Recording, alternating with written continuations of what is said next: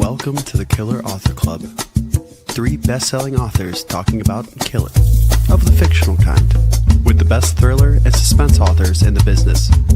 Killer conversations, killer cocktails, and killer guests, with your hosts, Kimberly Bell, Heather Gutenkauf, and Kara Ruda.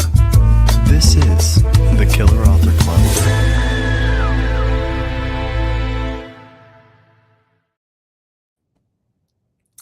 Hello, everyone. Welcome to the Killer Author Club, your favorite haunt where fictional murder is encouraged, alibis are optional, and the hemlock is always in bloom. Before we officially welcome tonight's guest into the club, it's time for Killer Instinct. So, Dervla, no overthinking, no plotting, no lawyer present, just answer, short, sweet, and deadly. Justice or revenge? Revenge. One shocking reveal or a slow unraveling? Slow unraveling every time. Color-coded outline or sticky notes everywhere? Color-coded outline. Spreadsheets, the lot. Be questioned by a detective or forced to read reviews? Reviews. Okay. Get locked in a haunted house overnight or a morgue? A morgue. Much safer. Solve a murder or assemble IKEA furniture? IKEA furniture. My 16-year-old loves doing it, so that's my secret weapon. Oh, that's awesome. Write the ending first or discover it along the way? Discover it along the way. I wish I knew it in advance. Have dinner with your detective or with your villain? Oh, detective. Villain is unsafe. So, Dervla, you survived the first test, but wait until you see what else we have in store for you. I'm Killer Heather Gutenkauf. I'm Killer Dervla McTiernan. I'm Killer Kara Ruda. And I'm Killer Kimberly Bell. And everything we mentioned tonight, from giveaways to bonus podcast content to future guests, can be found at killerauthorclub.com or on our social media feeds. And speaking of social media, you might want to pay special attention to our Facebook group tomorrow and Instagram, because we have big news coming your way. So stay tuned for that. So now let's get to the killing. Kara, would you do the honors and introduce our killer guest? I'd love to. Tonight's guest is a cunning and devious killer. Dervla McTiernan is the #1 internationally best-selling and critically acclaimed author of 7 novels, including What Happened to Nina and The Murder Rule, which were both New York Times Thrillers of the Year. Dervla has won multiple prizes, including a Ned Kelly Award, Davitt Awards, a Barry Award, and an International Thriller Writers Award. She lives in Australia with her family. Dervla, welcome to the club and welcome to the hot seat. Thank you for having me. Yay, we're so glad you're here. Okay, can you give us the elevator pitch and why readers should clear space in their beach bags for 3 reasons for revenge this summer? I can. In the book, 3 parcels are delivered to 3 very different homes: a respected psychologist, a struggling single dad, and this beautiful socialite. But inside each parcel is tailored destruction for the person to whom they're addressed. If you open your parcel, you set and train a series of events just designed to destroy your life. And at the center of this story, there's a detective, Judith Lee. She's in her 40s. She's really competent, kind of really knows who she is. She begins to realize that all of these different things are connected, begins to put it all together, begins to realize that maybe somebody's playing this incredibly intricate game. And at a certain point in the book, maybe begins to realize that she's always been a player in the game. She just hasn't known it. So good. That was a great pitch. Great job. Okay, you guys, drop your questions in the comments. We'll be watching for great ones throughout the show. But first, Kimberly, what are we drinking tonight? Tonight's drink is an espresso martini. I love an espresso martini. Dervla, please tell us why you've chosen this as your drink tonight. Well, I've chosen it because I am turning 50 this year, sadly. And as the evening goes on, I get more and more tired. So if I want to stay up and continue to have fun, I need the caffeine element of things. However, as I am in Australia, in Western Australia, and it's 9 a.m., I am missing out and sticking to tea this morning. Sorry to be so boring. Well, that's okay. We're drinking water, so Usually, yeah. cheers to you. Cheers, everybody. Congrats. Cheers. Okay, so we created the Killer Author Club so readers like you could get up and close and personal with your favorite thriller writers. Our upcoming lineup is stacked with killers including Noelle Ely, Charles Donnelly, Eric LaSalle, Tess Gerritsen, and more. But tonight it's all about 3 reasons for revenge, and here's what early readers had to say. Publishers Weekly gave it a star, one of the coveted stars, and said, jaw-dropping. This will keep readers up at night, all night. And Lisa Gardner said, McTiernan pulls no punches in this dark, explosive thriller. And our killer Hank, Philip E. Ryan, says, an absolute triumph. The clues have led us here. Now it's time to question the mastermind behind it all. It's time for tonight's killer question. So, Dervla, we must know, when do you kill? I kill months before my fingers hit the keyboard. I usually kill between the pages of a notebook, just like this one, where I figure it out in advance. At least I know who's going to die, even if I don't always know who's doing the killing. I love that. I love a notebook. Same. Mhm. You're kind of a methodical killer. Yeah. It's all pre-planned. Mhm. I think so. I mean, look, for me, I think it's always got to be a mix of the planning and the organic. I'd love to think that I could find a perfect method. Like every time I write a book, I think maybe I've figured it out. You know, this is how I'm going to do it from here on in. It's going to be, I'm going to do this much planning, this much organic work, this much whatever. But it changes for every book because every book just demands something slightly different. What I don't think I could ever write entirely without an outline. And you hear these writers, I don't know where you guys sit on this spectrum, but you hear these writers, I don't know. no outline? Kara does it. Really? I do not, I mean, bow down. I do not know how you do that. That is just an impossible task to me. Oh, that's so funny. Agreed.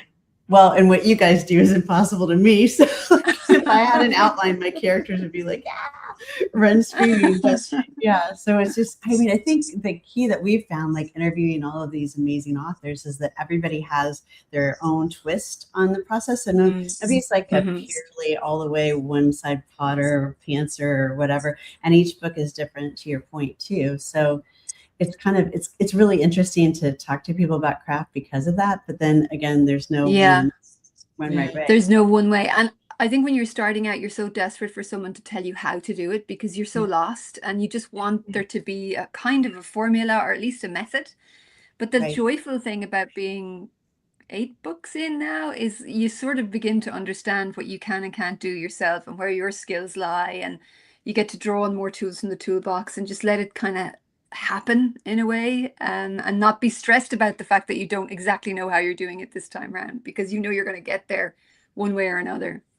Yeah, I love Trust that the process. So in your notebook, I've read that you described 3 reasons for revenge as exploring whether revenge is truly ever justified. So when you're starting in your notebook, did you begin with that question or did that kind of unfold as you wrote? Honestly, I was just trying to pitch a good idea to my publishers because we all, you know, when you get to that point where you're like, okay, you can kill yourself to write a really good book, but if you can't figure out how to sell it, then you're stuck. You know, you've put 2 years of work into this book, and if someone opens the pages, they're going to find something good. But first, you have to get them to open the pages, right? So I was like, okay, I need a premise that I can explain quickly and that people will be interested in. So that pitch I said to you guys earlier. That's how I pitched it to my editors. I was like, okay, there are 3 boxes and there's destruction and we don't know what's in there and all of this stuff. And they were like, we like that. Run with that one. And then I went back to my desk and this notebook and went, oh shit, what am I going to put in the boxes? No clue like what was going to be. And I really sold it on the basis of, you know, all the boxes are somehow connected and the person who put them together knows all this intimate detail about people's lives and how do they know that and all this stuff. Not a notion what the solution to these questions was going to be, which was an interesting challenge. But then it made the writing kind of fun. And, you know, I really did want to know the answer to the questions in hopes that readers would feel the same way. So it was kind of an exploratory process from there. Oh, for sure. Yeah. And no spoilers, but the contents were so perfect. So perfect. you. By the third one, it was like, oh my gosh, what's it going to be? What's it going to be? So good. I'm so glad. Yay. Okay, so my question is, revenge stories often make readers sympathize with someone they probably shouldn't. Did you ever catch yourself rooting for the wrong person while writing the novel? I kind of did. I mean, the villain in this story has a really sad backstory, and you see it in little snippets through the book, just tiny little, interstitial passages where you get an insight into her story, and then a little bit more through the book as it unfolds. And even one of my editors at one point was sort of saying, pushing in a way for it to be a different book where this person became someone that you could almost come back around to. But to me, I knew some of the things she was going to do in the book, and they're pretty unforgivable. And I think I was interested in the idea of someone can have a tragic history that we genuinely feel deep empathy for, but they can also become someone who creates those tragic histories for other people. And at a certain point, you cross the line. And so I feel like she crosses the line, and that's an interesting thing, I think, to explore, because this question of revenge versus justice. In this book, we have people who have been deeply, profoundly let down by the system around them, the people who should have been there to protect them, the people they should have been able to turn to. And so they seek their own personal justice. We can all have sympathy for that, right? But at a certain point, it goes too far. That was Erin who just popped up on the screen. Hi, Erin. Hello, Erin. We all love Erin. Do. She's the best. All right, so let's talk about Judith Lee, because she's carrying some baggage before this investigation even begins, including something from her past that she's never really forgiven herself for. So, and this case kind of intersects with one of her biggest regrets. Can you talk about her for a little bit?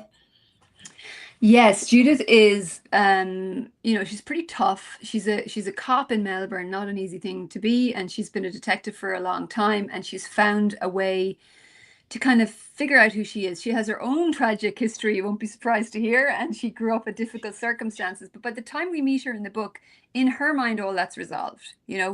She knows who she is. She likes her life. She likes the person she's become. She's confident and good at her work. But of course, the book, because she's the protagonist, the book in a way has to be designed to truly challenge her.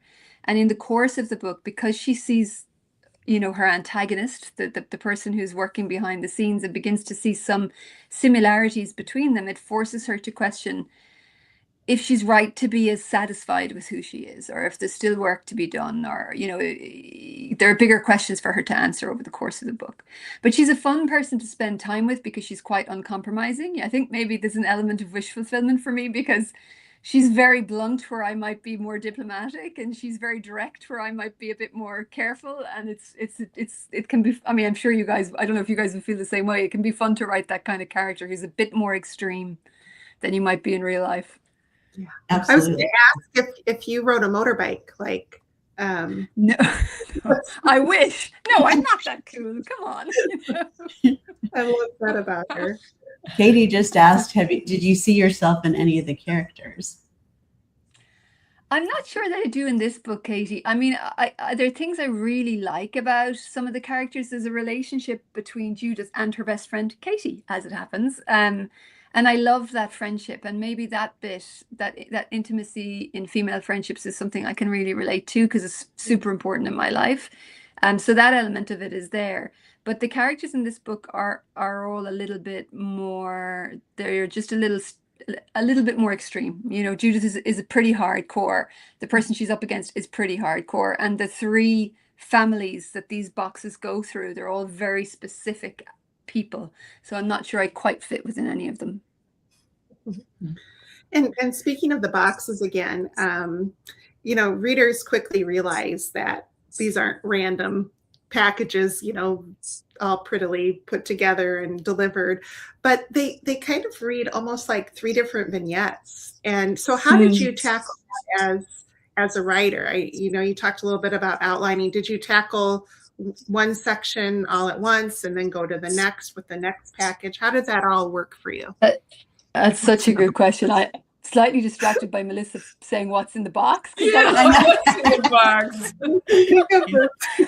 We have so many questions From the coming movie. through. Do you remember Seven? Like, it's unbelievable. Yeah. And I didn't realize that's where that idea had come from. And Melissa, that is where it came from, I think, because watching anybody who watched that movie, like if you're Gen X and you watch Seven, Yeah. the scene at the end where the box arrives and it's what's in the box and Brad Pitt screaming, it just turned that like innocuous cardboard box into a source of horror. I think some part of me kept that in my head and it came back out in this book in this form.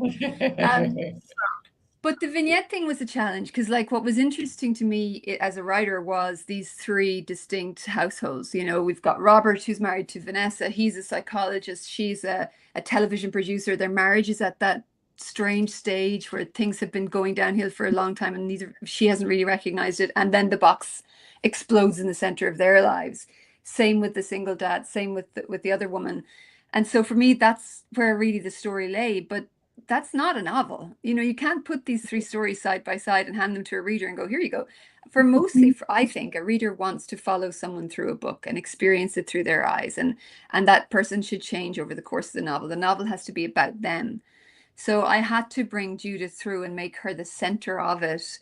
And that took time because in the beginning, she was something of a caricature, you know, and that you just can't have obviously in a novel, but she felt a little bit like she was bolshy for the sake of being bolshy. And she was, you know, that just didn't feel right to me. So actually she was the hardest part. Getting her right and getting her to fit through the book took multiple drafts until she started to feel alive to me. And I was like, oh no, I see you now. I know who you are. And it started to come together, you know. That's so fun when that starts to come together. It's a great feeling. How many drafts do you do? Like how many? God, so many. I would say, I mean, the book I'm writing at the moment, I would say I did 3 before it went to the editors, and then I'll do 2 structural. And obviously, like once we're through structural and once we're through all that stuff, I'm still redrafting and redrafting. I mean, when we're on copy editing, I'm still rewriting because I have to until they drag it out of my hands. Do your copywriters be like, no, you're not supposed to change big chunks? I kind of get away with it. I don't know how I've gotten away with it so far. The second book, they sent me a printed arc and I rewrote whole sections and sent it back. I don't know how I just don't tell anybody. Maybe they haven't noticed. I don't know. Yeah, they're being really nice to you. Yeah, I am very lucky. I just have to. It just takes me that long to really begin, like, to see it. I don't know. You guys are obviously more disciplined than I am.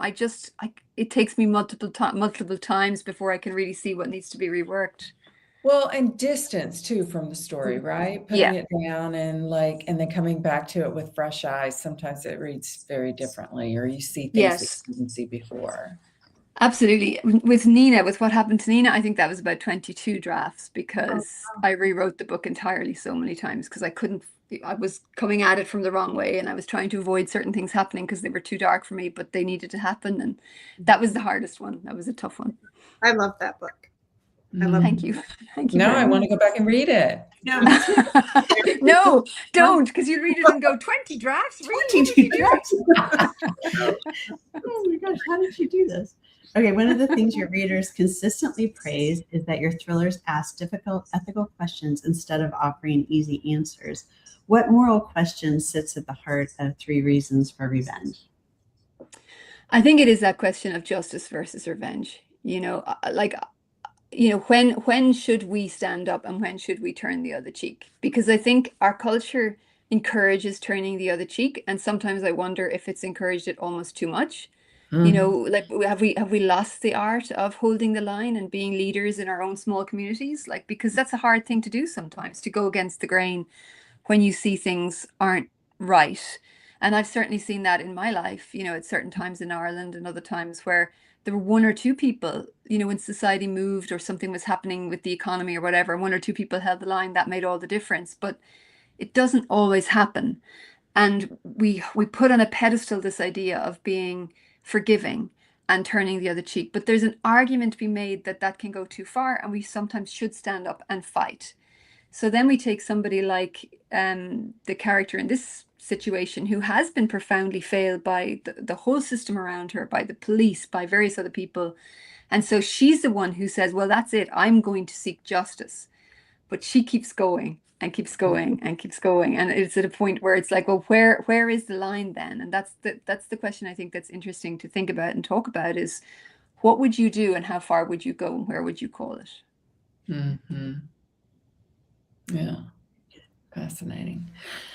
So let's talk about Melbourne, because Melbourne is kind of a character in this book. And I read somewhere that you said this is a love letter to Australia.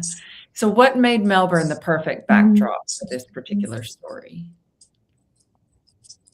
Oh, this is the stupidest reason in the entire world. I live in Perth in Western Australia, which is incredibly hot and incredibly dry and has a big, big blue sky and sunshine and everything else. And I'm from Galway, the west of Ireland, where we have cloud and low-hanging cloud and darkness and green and wet. And I'm not sure I can write a crime novel set in sunny Perth. Melbourne has terrible weather for part of the year. So I could have my cloud and my shadows and my narrow alleyways and that all the texture and atmosphere of a city with that kind of vibe to it. And also it gave me an excuse to visit Melbourne, like we were talking about earlier, those tax deductible research trips. I love Melbourne. It's a great city, really cool place to spend time. So, and my husband loves it too. So I just said, there are plenty of reasons to go for this. I love that. How did you end up in Australia? That's very far. Yeah, it is very far. Well, we left Ireland in 2011. So after the subprime crisis in the States, that hit Ireland really hard, and economically things were really tough. And I had been a lawyer. I'd had a small legal practice. My husband was an engineer, and both of our industries were absolutely decimated after the crash. So we worked our way through it, but we were so burned out, and we were just like, we want a fresh start. We want to go. So because he's an engineer, it was either Canada or Australia where we could get visas, and the visa for Australia was for years, whereas Canada was just 12 months. So we said we had a 2-year-old and a baby on the way. Australia made more sense. We thought we were coming for 5 years, and we've been here. Our son turns 15 this year, so we can always measure by his age. So we'll be here 15 years this year, which is crazy. Wow. So did you know anybody in Australia when you made the move? No. My first cousin was here. She was training to be a doctor, and she was just finishing off her training, and she very kindly picked us up from the airport, but she left after 4 weeks. So we were by ourselves and a baby due any minute. So the big thing was to try to find someone who could be with our 2-year-old while I was having a baby, because I wanted my husband in the hospital with us. So that was our initial challenge, finding a house, all of that stuff. It has been the most insane ride. But we came to Australia with a list of, if we're really lucky, like maybe this could happen, and maybe we could make this, and maybe that, because I'll be honest, guys, we were stony broke when we got in that plane. We had just enough money for 3 months, I think, of living expenses, and to ship our furniture over. That was it. And everything on that list has happened times 10 and more that you could never have dreamed of. So Australia has been incredibly kind to us. We've been very lucky. What an inspirational story. That's amazing. Yeah. Thanks for sharing that. Guys. Really great. It's so brave. Just have to do it. Yeah, sometimes you just have to do it. Yeah. You do. I know. I moved us all to California, but that was a little bit easier. Still a big move. Where were you moving from? Just Ohio, so not like from another continent, but it was a big, it's a big change, right? And we didn't. Did you have family in California?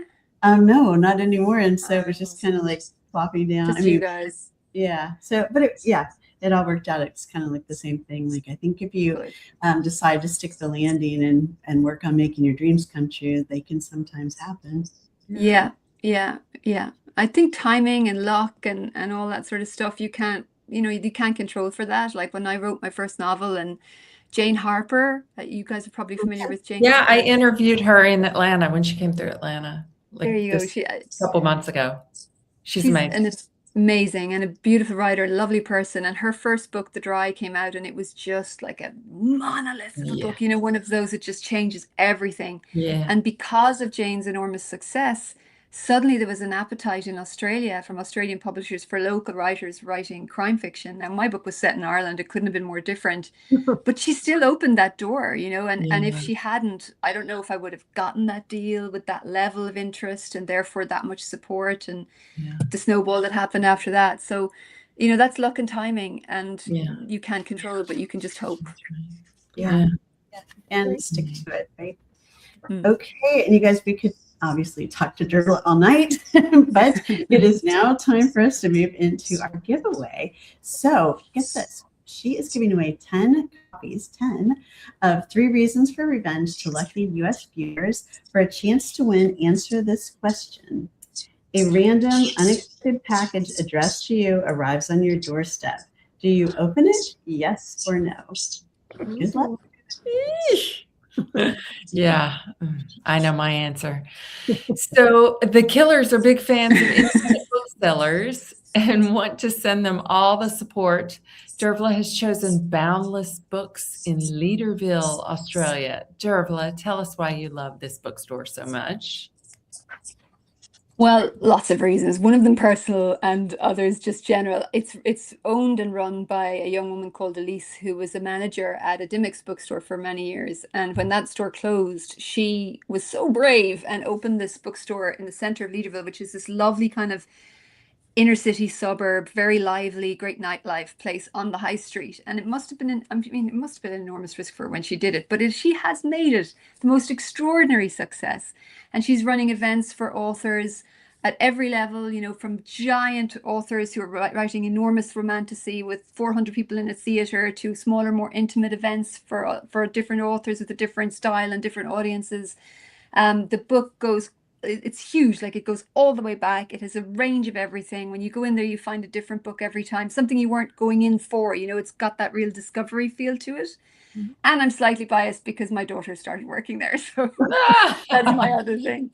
The only downside for me is now I'm banned from the store, so I've lost access to one of my favorite bookstores, which is busy. Mom. I know, don't come in, Mom. All right, well, we'll be dropping the link in the comments so Australian listeners can order 3 Reasons for Revenge along with any of the others on your wish list, and the bookshop.org link for everybody else. So watch for those. So Dervla, we know you spend your days plotting fictional crimes, but every great thriller writer is also an avid reader. Can you tell us what's been keeping you up late at night, flying through the chapters?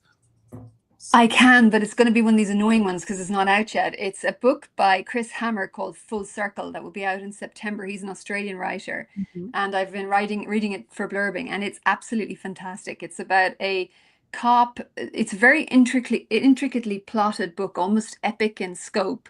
And at the beginning of the book, a cop falls in love. He's undercover and he falls in love with someone he shouldn't, and as a result, both of their lives kind of fracture completely.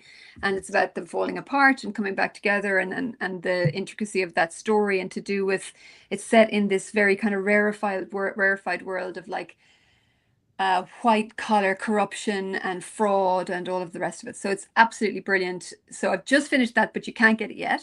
So sorry about that. But the next one on my list is Karen Slaughter's new book, the second one in her new series. I loved the first one, so I'm really looking forward to getting into it. Awesome.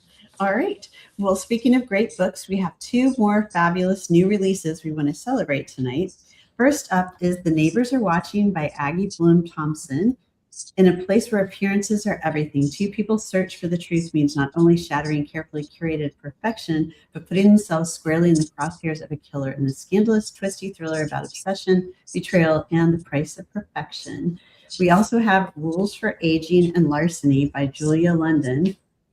Ocean's 11 meets the Golden Girls. I love that. When an all-female group of chaotic elderly thieves come out of retirement for one last heist against a young crypto bro while trying to repair their fractured friendship along the way. I just love that. Anyway, okay. We've got 1 copy of The Neighbors Are Watching and 3 copies of Rules for Aging and Larceny to give away to lucky U.S. viewers. Comment if you want in and tell us where you're from, and good luck. And because we're all about shamelessly plugging our own murdery fun, don't miss the killer's latest reads. Kara's got We Were Never Friends, a sorority reunion that takes a very, very dark turn. And speaking of deadly parties, Heather's serving up the perfect host, an over-the-top gender reveal party that explodes in more ways than one. And Kimberly is taking you on a deadly European getaway in the expat affair, Two Americans, the glittery diamond trade, and danger in Amsterdam. We want to say a big killer thanks to Book Reporter for sharing the murdery love, and stay up to date on bookish news and events at bookreporter.com. Awesome. All right, Dervla, you survived the Killer Author Club. So tell us where our listeners and viewers can find you online. You can find me on Instagram and Facebook, just at Dervla McTiernan, which is DERVLA, and McTiernan, McTiernan. Very Irish, I know, not the easiest one to spell, but that's where I am. Amazing. Go find her. Well, that's a wrap on tonight's episode. Thank you for hanging out with us. Tonight's show drops Friday as a podcast with bonus content that you don't want to miss. So find all the links at killerauthorclub.com and sign up for our newsletter so you're the first to hear all our killer breaking news. We'll be back in 2 weeks with Noelle W. Ely discussing Gray After Dark. And for podcasts, bonus content, merchandise, upcoming guests, and all things Killer Author Club, visit killerauthorclub.com. But in the meantime, trust no one. Question everything. And keep turning the pages. Good night, killers. Good night. That does it for tonight's show. Thank you for tuning in. If you'd like to catch our next show live, we're every other Tuesday night on Facebook, Instagram, and YouTube. For times, upcoming schedule, and to catch up on past episodes, visit us at killerauthorclub.com. Happy reading. Now get on out there and kill that TBR.